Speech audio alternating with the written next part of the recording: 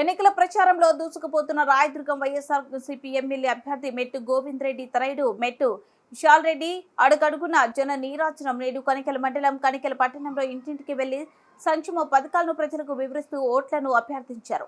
ప్రతి ఒక్కరూ ఫ్యాన్ గుర్తుపై ఓటు వేసి ఎమ్మెల్యేగా మెట్టు గోవింద్ రెడ్డిని, ఎంపీగా శంకర్ నారాయణని గెలిపించాలని ఓటర్లను అభ్యర్థించారు. ఈ కార్యక్రమంలో మండల ప్రజా ప్రతినిధులు, పార్టీ నాయకులు, కార్యకర్తలు, గ్రామ ప్రజలు పెద్ద సంఖ్యలో పాల్గొన్నారు.